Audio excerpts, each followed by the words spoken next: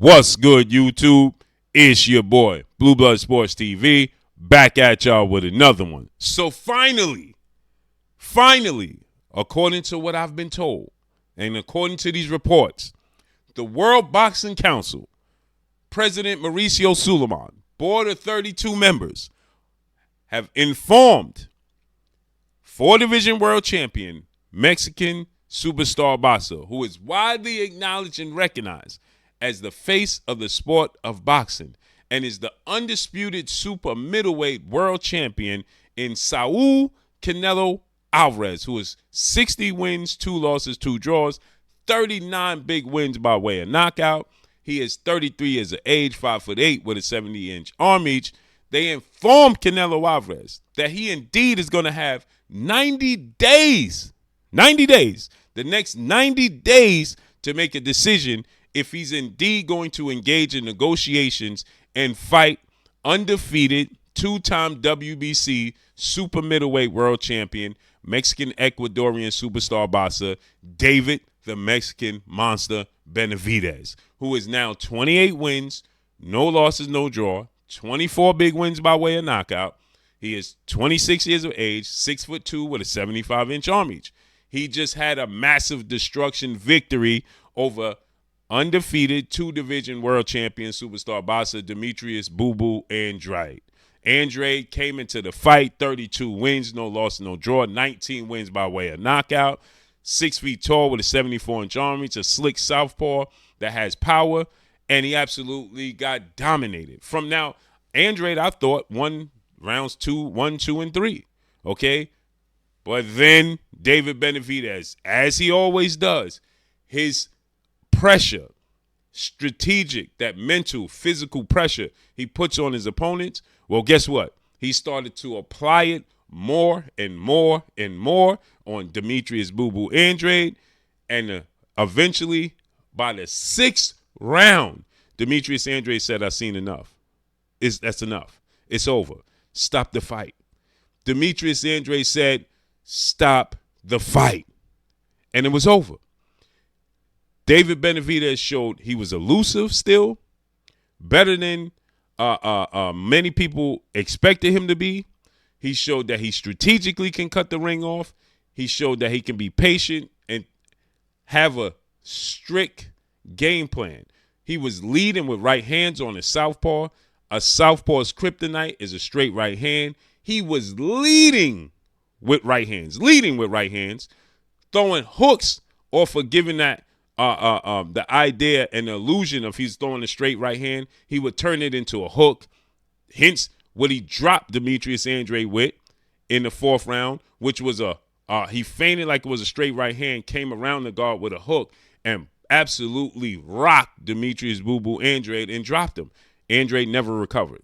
And so the whole entire boxing world, after seeing that destruction of a victory for David Benavidez, they wonder, are we going to get the Canelo Alvarez fight? Finally, Canelo Alvarez has been strategically maneuvering around a fight with David Benavidez.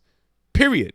Canelo Alvarez saw the opportunity. David Benavidez got stripped of his title. I know a lot of people are saying, well, how could he be a 2-time champion and he never lost? Well, because he lost the title due to recreational drug use. They stripped him. Then he regained it, beating Anthony Durrell and stopping Anthony Durrell and regaining the title. Then we dealt with the global pandemic. He got stripped then because he missed weight. As soon as he got stripped, missing weight, the belt became vacant. Canelo Alvarez saw an opening. He immediately chomped at the bit. He jumped at the opening, strategically fighting Callum Smith, who was the undefeated WBA British super middleweight world champion.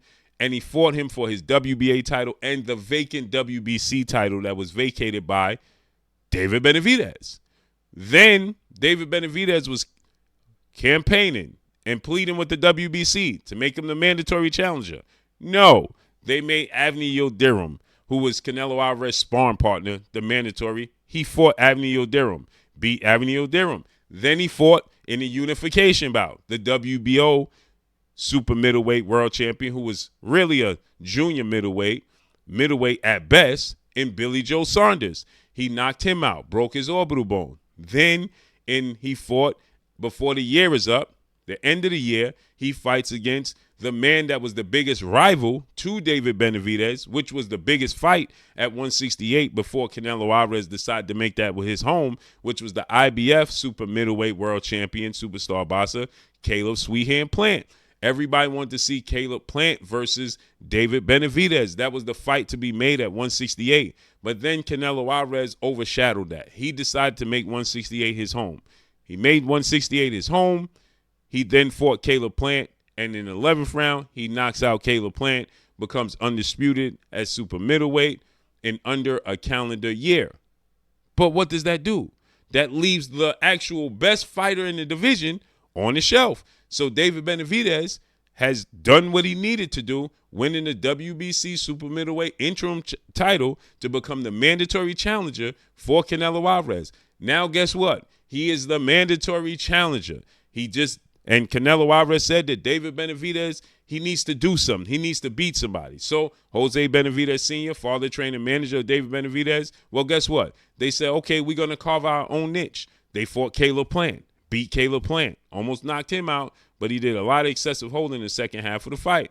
Then he just fought DEMETRIUS Boo Boo Andrade, the guy who's been calling out Canelo Alvarez for years since they was at 54 and 60 together.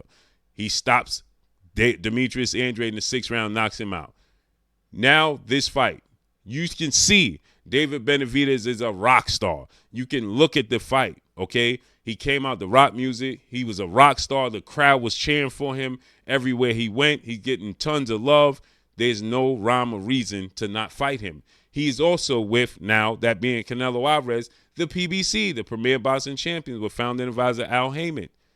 So guess what? They're under the same stable, under the same umbrella. There's absolutely no rhyme or reason not to make the fight. And now Benavidez has proven himself as a pay-per-view star. I don't know what the number's going to be, but just looking at the sellout, right? The attention that he's getting, the welcome that he's getting. David Benavidez is a superstar. What other fight can Canelo Alvarez make? So I'm glad now the WBC is essentially putting their foot down and they're saying, listen, guess what? You are going to have to fight David Benavidez. You're going to have to make a decision in the next 90 days. I'm glad that they are putting their foot down and laying down the gauntlet. But now we have to see that if they stick to it, because Canelo Alvarez is such a major draw. He is such an icon in the sport of boxing. He is the face of the sport of boxing. They've been there before. This is not the first time. This happened also with Gennady Triple G Golovkin. And they ordered it, and Canelo Alvarez, he was not happy. He went as far as to say he would never represent the WBC anymore because they stripped him of the belt. He wasn't happy about that. He eventually fought Gennady Golovkin, fought to a draw, then he beat him the second time, then he beat him the third time. But they forced his hand. And they're going to have to force his hand because there's no way two-time trainer of the year, well-renowned trainer, future Hall of Famer, and manager of Canelo Alvarez, Eddie Reynoso, is going to agree to fight David Benavidez after watching that destruction of a victory in favor of David Benavidez. Again, he's 6'2". Canelo's 5'8". So 5'9", 5'10", 5'11", 6 feet. 6'1", 6'2". He's 6 inches taller than Canelo Alvarez. 6. And he has a 5-inch arm reach advantage. Faster hands. He's shown now he's strategic with his pressure and his foot placement. He has an extremely high work rate, and he has power. He just physically and mentally breaks you down. Canelo Alvarez is not very mobile. And for him to have arm disadvantage of that sort, height disadvantage of that sort, and a work rate that Canelo Alvarez is not comfortable with, he presses the fight. He presses the action. Canelo Alvarez is not comfortable with that. And David Benavidez is durable. He don't get tired. He gets better as the fight unfolds. That's not a favorable matchup for Canelo Alvarez. And Eddie Reynoso will do any and everything to maneuver strategically around that. So I'm glad the WBC is stepping in and saying, you got 90 days to make a decision. There's talks that Canelo Alvarez is in negotiations to fight Jaime Munguia, which is a very good fight. I like the fight, Jaime Munguia, Canelo Alvarez. It should not be over David Benavidez. David Benavidez deserves his opportunity. and the WBC, we have to hold them accountable. Hopefully, they stick to their word, and if Canelo Alvarez in the next 90 days doesn't make a decision, they order it to a purse bid or he's stripped of his title. David Benavidez deserves to regain his title, and it would be an embarrassment to Canelo Alvarez to be stripped of his title and not fight David Benavidez. That'll force his hand. So let's see how this unfolds and plays out. But that's all I got for y'all. Make sure you hit the like button. Drop a comment in the comment section. Let me know what y'all think. Y'all already know what it is. It's your boy Blue, Blue Blood Sports TV. Hate, like, comment, and subscribe. You haven't subscribed, hit the subscribe button, hit the like button, hit the bell icon to get all the new notification. Follow me on Instagram at Blue Blood Sports TV, all one word. So all I got for y'all, I'm gone. Peace.